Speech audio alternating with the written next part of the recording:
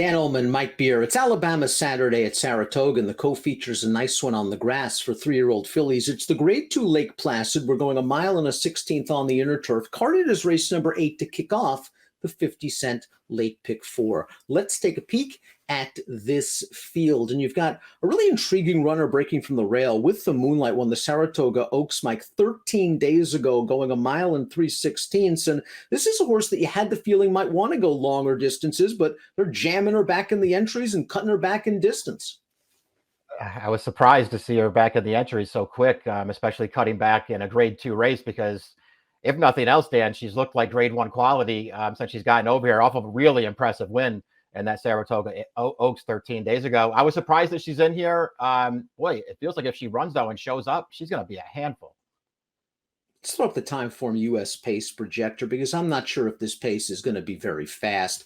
Timeform US has Dulce Zell, one of the Chad Brown train runners, on the lead, but to me, she's more of a stalking type. I personally think the number 2 Sail By is going to be sent out of there for Leah Jarmati and Jose Lascano, stretching out from 7 furlongs to a mile and a 16th. I thought the 2 would be on the lead as well. I would just point out that with the Moonlight, switching to Luis Saez for this race, has plenty of early speed, and being drawn to the rail, she's not going to be far away. I mean, Dolce Zell certainly has speed as well, the 5, but Irad, basically could have put her on the lead in any one of her 4 starts since she's gotten over stateside, and they just don't want it with her. They want to rate this horse.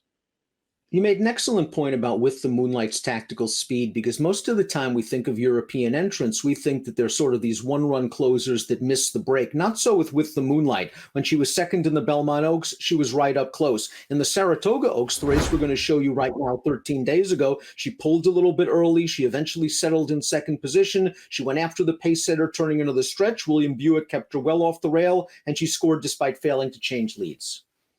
Yeah, she just stays really strongly in this race, and she did show good speed in here. They weren't necessarily looking for the lead, but they wanted to be forward with her. She stalked the pace. She wins it really easily at the end. This is a very strong performance. The prior race, the Belmont Oaks, she was pretty rank and headstrong in that race. It felt like she wanted to go in that race, and Frankie Dettori did not want her to go. They got into a little bit of a fight, and it probably cost her a little bit at the end, but she still ran well. I don't know what to say, Dan. She's really good. And I just feel like this field's going to have a really tough time beating her if she shows up and runs her typical race. And European horses generally wheel back on short notice, and they do very, very well. They often run more than their North American counterparts. In fact, this filly won her second lifetime start off an 18-day break. I'm not worried about the quick turnaround. Maybe the distance is a little bit sharp, and she'll have to sit just a bit further off the pace. But without much speed, she likely could sit a pace-tracking, ground-saving trip. Sail By is the number 2. She's expected speed. Let's watch her last race. The Grade 3 soaring softly, going 7/8 of a mile. She stayed up close to the pace in this race, and she was very game. She finishes third, beaten a half length in a blanket finish. The runner-up would come back to run third in the Wild Applause Stakes with an 85 buyer. Yeah, she ran fine in here. Got a good trip overall, had a real chance to win it. You can see how hard she's fighting through the stretch when that winner came to her. She didn't want to give it up. She just, wasn't quite good enough. And that just sort of, it feels like the real problem for Sail By in races like this. She's got a good amount of talent. She's really handy. She can get the right trip in this race. I wonder if races like this are just a little too tough for her. One of the Brown train runners is the number 3, Eminent Victor, third start of the year for a filly that's never been off the board. Let's talk about her last race, the Lake George, where she was beaten by Dulce Zell. She was the favorite that day. You see the trouble comment. Do you agree with it? Yeah, well, she did stumble at the start of the race for sure. And then, after that, I think, maybe if you wanted to make an excuse, and listen, she missed a head bob photo in that race. If you wanted to say that she was best and Dulce Zell, maybe was second best in there, you would just say that Eminent Victor, after she stumbled at the start, she just carried way more ground than Dulce Zell did, who got to ride the rail. I didn't think she had some kind of huge excuse in there, but I still thought she ran a perfectly fine race. If you believe the mile and a 16th works against the number 1 Myth With the Moonlight, maybe it helps the 4 Consumer Spending, who finished behind that one in the Belmont Oaks. 3 of her 4 lifetime wins have come at a mile and a 16. She still has some upside potential. And I thought she ran okay in the Belmont Oaks, Mike. She could have to weave her way through very minor traffic, dove down to the inside late. It looked like she was running at the end. Yeah, she was. She ran fine in that race. I agree with you. Overall, the trip, was, perfectly fine one. Maybe it wasn't perfect. She did have to sort of alter towards the inside late. She did get up for third in there. I thought she ran well.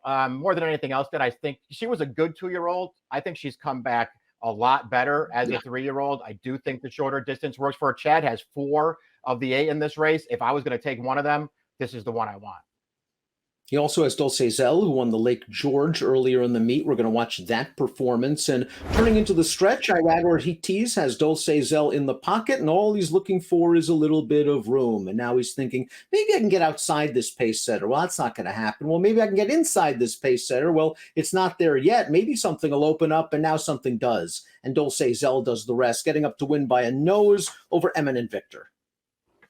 Yeah, this is the race we were talking about before. You could see Eminent Victor was right there with dead aim from the top of the stretch. While 3 wide, while Dulce Zell was in behind, just waiting for somewhere to go. Once she got the room, she was there for Irad. She came through, and she was a game winner of that race. I thought they both ran fine, Dan. I think it's pretty hard to separate her and Eminent Victor in this race.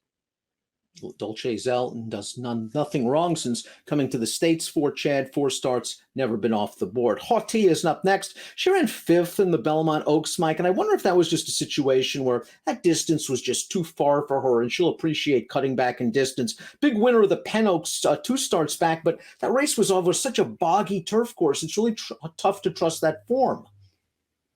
Yeah, it really is. She did win that race pretty impressively, though, that Penn Oaks. Obviously, the soft ground didn't, it posed no problem for her. She won that race in hand over a weak field. Yeah, I guess if you want to like her, Dan, you just have to say that the 1.25 miles was too far for her. And then, sort of judge her off of the other races. To me, she's one of those horses who looks good winning her races. She just hasn't run a fast race yet. To me, it makes it pretty hard to tell how good she is. Personally, I've never been a big fan. Canisi is the 7. She's a half length away from being unbeaten from 3 starts. Let's watch her most recent race, a first level allowance at Saratoga, and she just got an easy trip on the lead. Javier Castellano was able to put her on the front. She was able to relax very nicely, and she was able to hold on. Now, the pace shouldn't be blazing in this race, but it's likely going to be faster than it was in that allowance event and tougher horses to boot. Yeah, it's a big step up in class for a filly who appears to have a pretty good amount of talent, though. This is a race where she got the right ride. She was the best horse in the race. There was no closing going on behind her. And so in a lot of ways, she took advantage. But she's a nice horse. The race 2 starts back at Belmont Park. She was best that day, too, Dan. The trip just didn't work out for her. She got clear way too late, and then she couldn't make up enough ground to prevail. But she ran really well in that race. And her debut was also really good performance, gunning down a couple of very well-meant Chad Brown horses. So, I think she's pretty good. I just think this is a tough spot. There are some things to like about the 8 Koala Princess, a filly that showed some ability as a 2-year-old and ran 3rd in the Lake George, the race we showed you before, the race that Dulce Zell run. She probably needed that race, Koala Princess, off of the layoff. It showed that she could still run a little bit, and she could be tighter for this. Yeah, true enough. I mean, she ran fine in that race, and she did, sort of get bumped at the start, then knocked into another horse, and it probably left her further back off the pace than she wanted to be. She ran fine. She's got to improve. This is an even tougher race than the Lake George was, Dan. And I'm still not sure what her best distance is. I kind of like her going a little bit shorter, but she certainly deserves the chance to run in this race. Top pick time in the Grade 2 Lake Placid with the Moonlight. She's the class of the race. It's all whether she wants to go a little shorter. Yeah, I think it is. I don't think it's supposed to affect her based on her running style, Dan. I just think she's really good. If I was going to bet against her, it would be with your horse, Consumer Spending.